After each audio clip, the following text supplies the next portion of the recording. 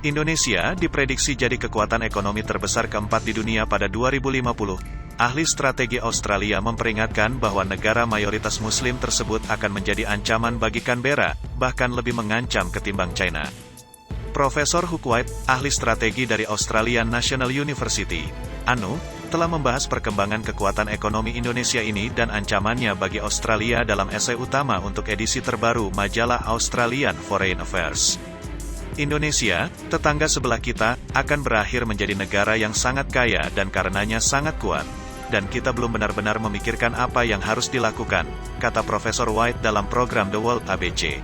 White mengatakan, pemerintah Australia saat ini memperkirakan bahwa ekonomi Indonesia akan 3 kali lebih besar dari mereka pada tahun 2030, bahkan bisa menjadi yang terbesar keempat di dunia pada tahun 2050. Ekonomi Indonesia yang lucu karena dalam beberapa hal terlihat sangat tidak terorganisir. Negara itu punya banyak korupsi, negara itu punya sistem hukum yang buruk dan banyak nasionalisme yang dapat menghambat perdagangan, katanya.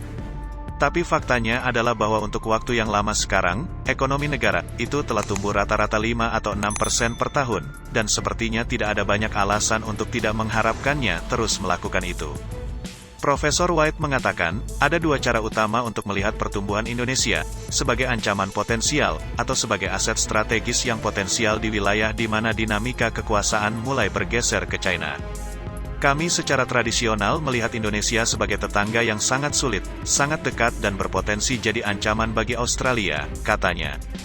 Dalam banyak hal, kebijakan pertahanan Australia selama beberapa dekade sangat terfokus pada kemungkinan terjadinya konflik dengan Indonesia, ujarnya. Profesor White berpendapat dalam esainya bahwa Indonesia yang kuat yang berbagi tujuan dengan Australia akan menjadi aset besar. Ini satu-satunya tetangga kami yang cukup kuat untuk benar-benar bekerja bersama dengan kami untuk membantu mengamankan kawasan ini, katanya kepada ABC. Seperti Australia, negara itu sedikit khawatir tentang bagaimana kekuatan China yang tumbuh, tidak ingin hidup di bawah bayangan China, lanjut dia.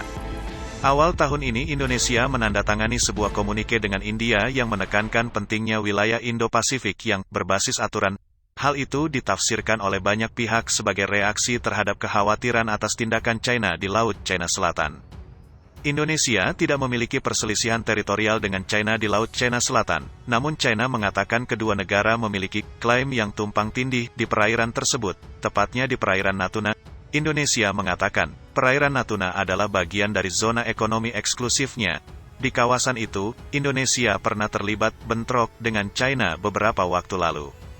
Profesor White mengatakan, untuk sementara dia tidak berpikir bahwa Australia dapat dengan mudah mengatakan kepada Indonesia apa yang harus dilakukan.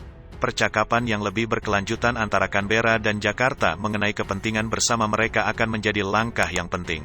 Australia juga perlu memperkuat hubungannya dengan Indonesia, yang menurut Profesor White telah menjadi sangat transaksional di bawah pemerintahan yang berturut-turut.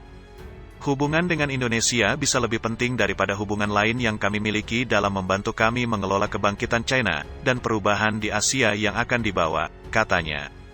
Mereka sudah berurusan dengan Indonesia tentang isu-isu spesifik seperti terorisme atau manusia perahu, hal-hal semacam itu, tetapi belum mencoba membangun basis pemahaman dan kerjasama strategis yang sangat penting, yang menurut saya akan sangat penting bagi kepentingan Australia.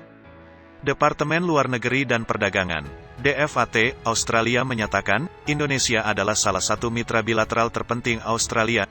Kami memiliki hubungan yang erat, komprehensif dan bertahan lama yang mencakup berbagai bidang mulai dari ekonomi, perdagangan dan investasi, hingga pertahanan dan keamanan, serta hubungan antar orang-orang, pariwisata dan pendidikan, kata DFAT melalui seorang juru bicara dalam sebuah pernyataan.